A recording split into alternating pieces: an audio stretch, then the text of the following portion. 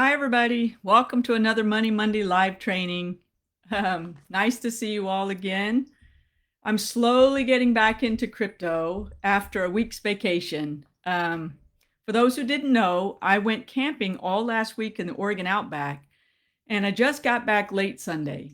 My partner and I, we traveled through the high desert country of Southeast Oregon and camped just a bit into Nevada. And at our destination, we dug for fire opals at a mine in Virgin Valley, Nevada. It was hot, and in the 90-degree heat, I managed to find a couple of fire opals and one tiny black opal. My partner found a large black opal, it's about that big around, in the tailings. Once we get them all cleaned up, I'll post some pictures in our Facebook group.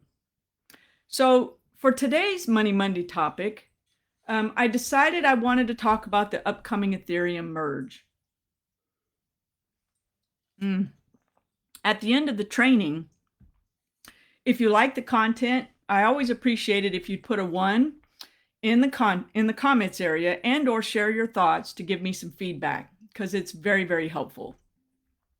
So, okay, let's get started. Now, as usual, I've done a ton of research and I have some notes here that I will be reading to you, and I usually ad-lib in between. So in this training, I will only review the basics of the Ethereum merge, and I will also share my opinions. There is a ton of technical information about the merge, and it's all interesting, but it's too complex for today's training. I'm going to do my best to cover the important points, and here's an outline of what I hope to cover in today's training. It might go a little long, but that's okay with me, and I hope it's okay with you. So for the Ethereum 2.0 merge, this is what I'm going to cover. I'm going to cover why is the Ethereum merge happening? When is the Ethereum merge happening?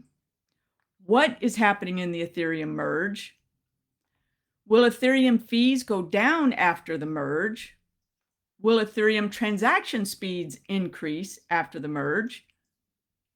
Will the price of Ether go up after the merge? Can I stake my Ether and earn rewards? And what should I do to prepare?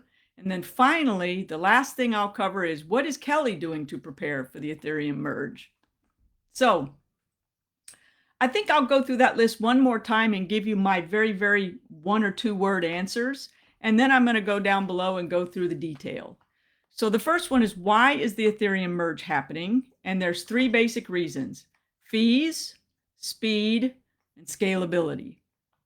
When is the Ethereum merge happening? Well, it's actually happened, the final stages of the merge has happened in 2 stages. The first one happened on September 6th, and the final one is happening on September 14th, which is only 2 days from now. So the next one is, what is happening in the merge? And in a nutshell, the Ethereum 2.0 merge is switching from the consensus method from proof of work to proof of stake. More about that in a little bit. Will Ethereum fees go down after the merge? Well, the general consensus is probably not, at least not until 2023. More about that later. Will Ethereum transaction speeds increase? The general consensus among developers is maybe a little in the beginning and maybe more, hopefully a lot more, later on. Will the price of ETH go up after the merge? My simple answer is, I don't know, but I have some things to share with you that might help you make your own decision. Can I stake my Ether and earn rewards? And the answer is yes. However, you have to have 32 Ether to stake. And I'm not sure how much that would cost you right now. I think the price of Ether is roughly around 1790, I believe, times 32 Ether. That would be $57,000. That's a lot. The next one is, what should I do to prepare? Well, what everybody that I've read is saying is you shouldn't have to do anything. So supposedly, there's nothing you have to do. However, what is Kelly doing to prepare? Well, keep listening, and I will share with you at the end of this training what I'm going to do to take care of my Ether. Okay, here we go. Okay, why Ether 2.0? The Ethereum 2.0 upgrade, which is often called Serenity, promises several improvements, as I mentioned before, namely reduced transaction fees, improved transaction speeds, and better scalability. On the technical side of things, a key feature of Ethereum 2.0 is sharding. And all you need to know about sharding is that it will split up the workload in such a way that transaction processing time should decrease, which means transaction speed should increase.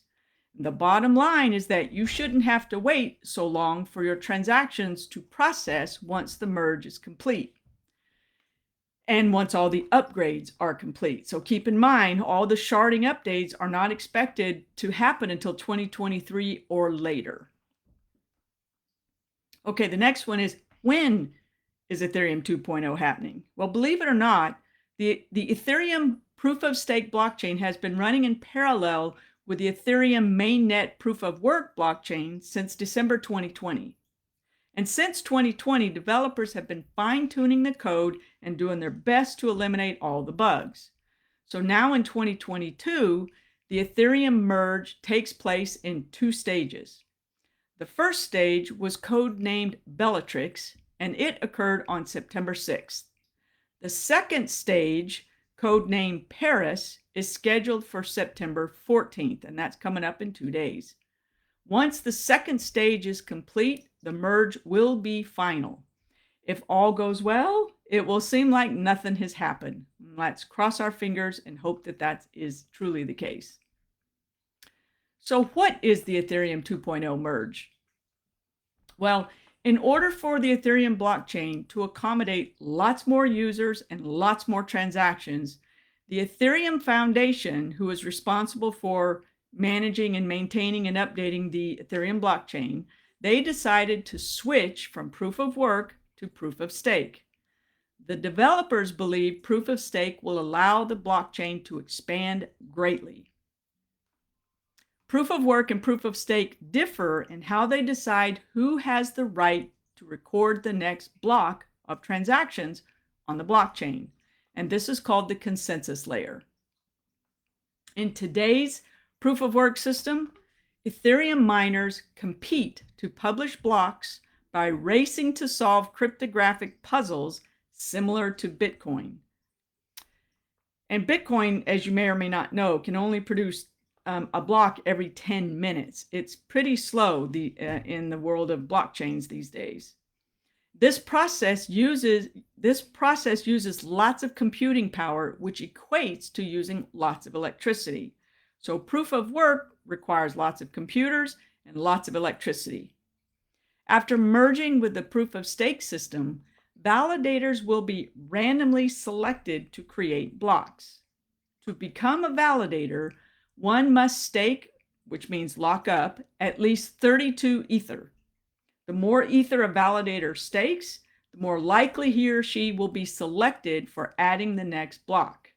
So rather than needing lots of computers and electricity to validate transactions, basically whoever has the most money will get to validate transactions.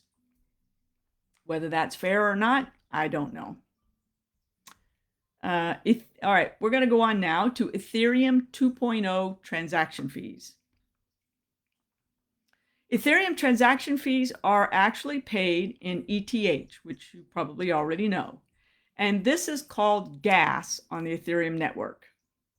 Most developers do not expect the price of gas to decrease after the merge, at least not until all the additional upgrades occur in 2023 or beyond. Future network updates like dank sharding and proto-dank sharding may help to decrease Ethereum's high network fees. But as I mentioned, these updates are not expected until 2023 or later.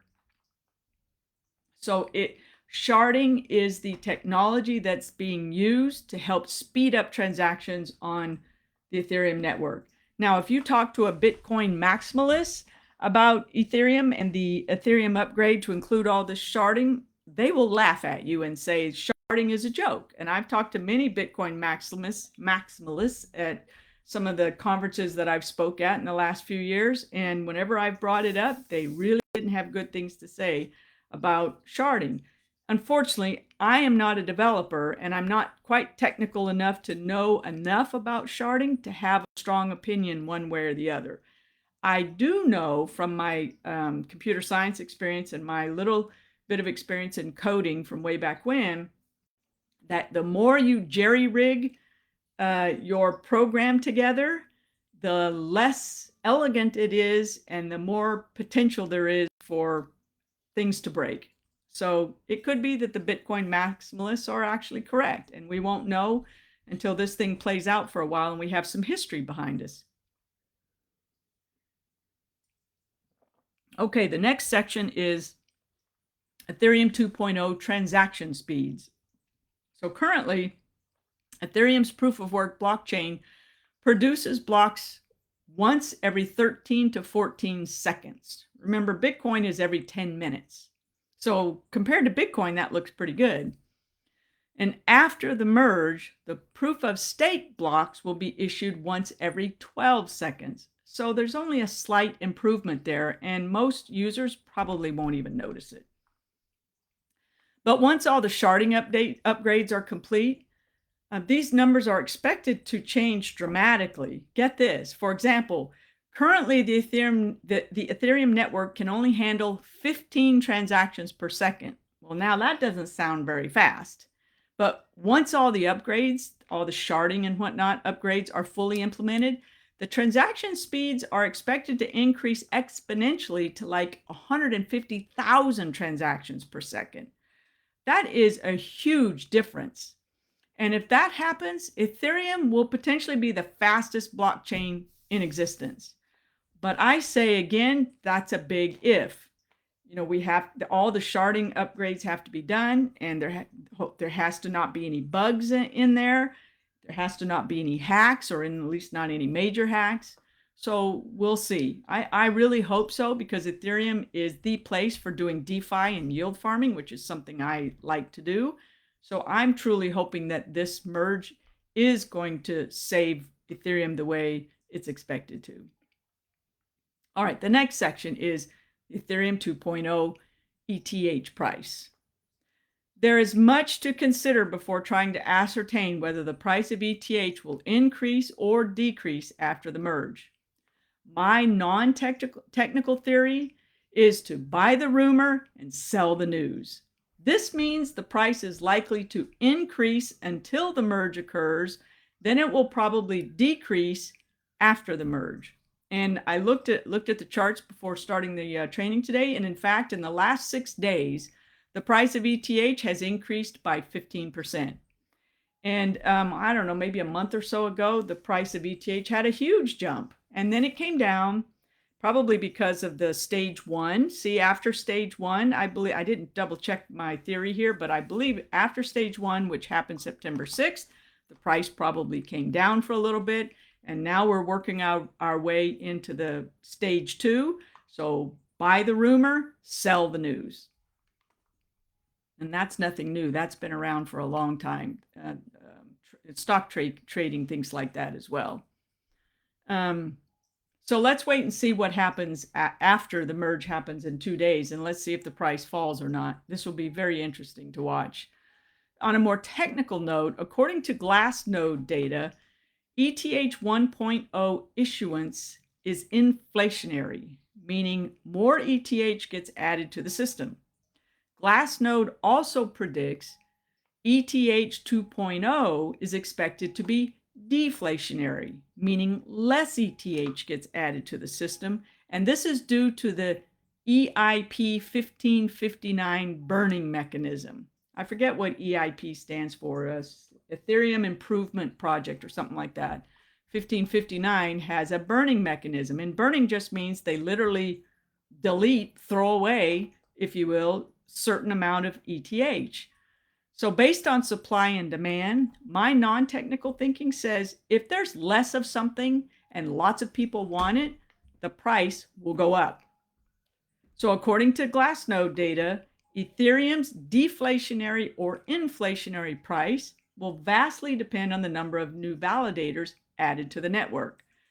So again, this is going to be fascinating to watch to see if lots of little guys like you and me who might have at least 32 ether laying around that we want to stake and earn passive income with, the more validators there are, that is apparently going to determine whether the price is inflationary or deflationary, meaning whether the price is going to go up or down. So what am I going to do before the Ethereum 2.0 merge? Well, when major changes, network changes happen over the years, I've been watching this since 2012, I think, and when major network changes, I'm always nervous because with computer code, I know very well that it's so easy to miss something and to have bugs. So these kind of changes make me nervous. And Ethereum switch from proof of work to proof of stake is a very major change. So I asked myself, what could go wrong? And my answer to myself is, well, nothing or everything. One point that helps calm my nerves about this merge is the fact that the proof of stake beacon chain has actually been running parallel with mainnet since 2020. So therefore, I'm hoping that this final stage of the merge is really just a formality, that this thing has actually been running for a long time. They finally feel comfortable that all the bugs have been worked out, and they're ready to flip that final little switch that says we're completely done with proof of work and we're going to be fully proof of stake now. And if it's just a formality, then nothing should go wrong. So in 2 days, we'll know for sure. However, just to be safe, I am planning before September 14th to close all of my yield farming positions that have any ether in them or any version of wrapped ether. And I plan to move it all back to Ethereum mainnet, and I'm going to store it offline onto my hardware wallet. And I recommend that you do not store any ETH on a centralized exchange during this time of change, because it's likely that the centralized exchanges will pause deposits and withdrawals, at least until the dust settles. So when I talk about ETH and wrapped ETH, you may or may not be aware that in yield farming, there are lots of Ethereum compatible blockchains.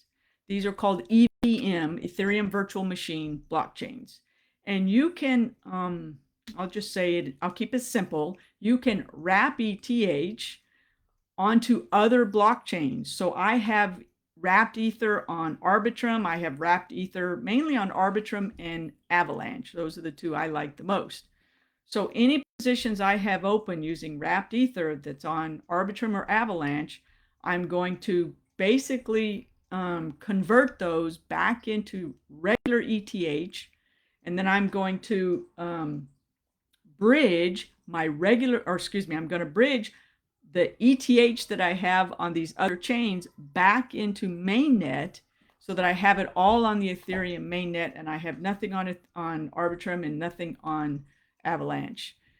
And then after the merge and everything looks like it's kosher and nothing went wrong, I'll go back and open up some more positions.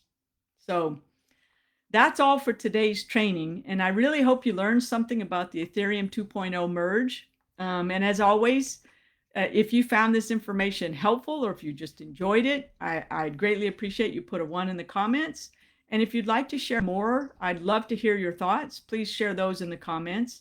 And as always, if you would like to hear me talk about, do a training on a specific topic, please put that in the comments. And I am working out my future trainings to include what people have asked for so far. That will be coming up in the next several weeks. I'll talk about what people have already asked for. So that's it for now. Enjoy the rest of your Monday, and I'll see you next week. Oh, by the way, I'll be doing a special edition crypto training that will last for 6 weeks, starting next Thursday. I'm hoping to have everything put together by next Thursday. So stay tuned for more information about what that training will be about. So take care, all my crypto brothers and sisters, and I will see you next week. Bye for now.